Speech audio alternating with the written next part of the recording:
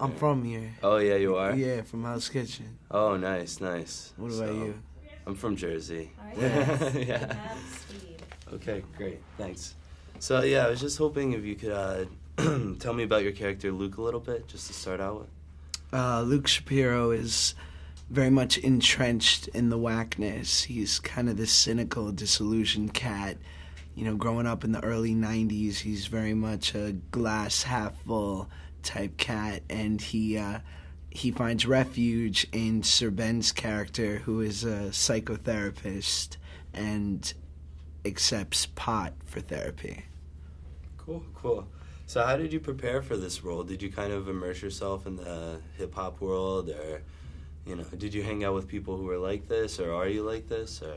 I mean, I think I was very lucky in the sense that Luke and I share a lot of similarities. I mean, in the movie, one of my lines is, I was the most popular of the unpopular, which pretty much sums up my existence. But, you know, Luke was just entering a period which I feel like I was sort of at the tail end of, which is a difficult time for most young men, I think, which, you know, being 18 and you're a man, kind of. I mean, you can go to war and you can vote, but what constitutes being a man? Is it experience? Is it relationships? And so I feel like he's got this real internal struggle going while he's also trying to balance this moral inventory and have a support system that he's lacking from the traditional sources. So I think that, you know, we're both white boy hip-hop heads from NYC, and we both rock dope haircuts, and so I think we share a lot of things.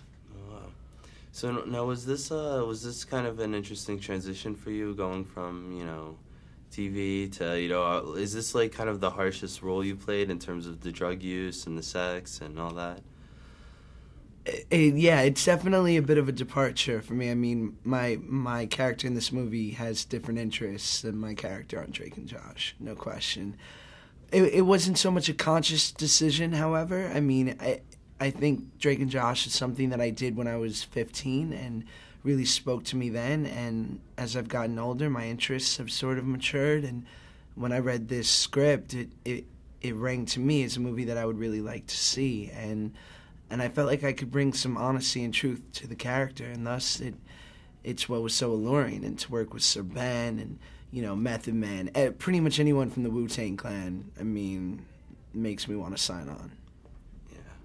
So yeah, you had mentioned Ben Kingsley. How was it, you know, kind of working with this legendary actor, you know? For him to work with me. Right? I mean, he's in a class of his own, and he sets such a tone of respect, and I have such unbelievable admiration for who he is, more so as a human being, and he any pearls of wisdom that he might have discarded, I was sure to be there with, you know, with a vacuum, sucking it up as much as I could. But just being around someone of that caliber makes you better if you can remove your ego. Mm-hmm. Now, what about Olivia? Was it kind of awkward at some points shooting the film, you know, with the whole, you know, some of the sex scenes? Was that kind of awkward? Or was it just, you know, you guys handled it like... Absolutely. I mean, it's awkward when a camera's not running, right? Am I right? Yeah. At least for me. You know what I'm saying? I don't really like to look at myself. You know, it's... any coital moments caught on a screen 80 feet wide can be tough, but I'm proud of the way that it was shot, and it's quite artistic. But God, it's totally petrifying. I mean, I don't think we talked at all the first half of the day, and then when we did shoot the final scene, I didn't eat any lunch because I didn't want to be bloated. And we just went to it, man.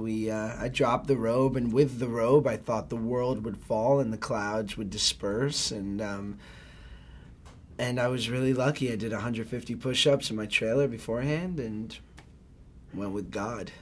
You were ready to go then, right? I was as ready as I would ever be. Cool, man. Cool. So, what about the director, Jonathan? How was it?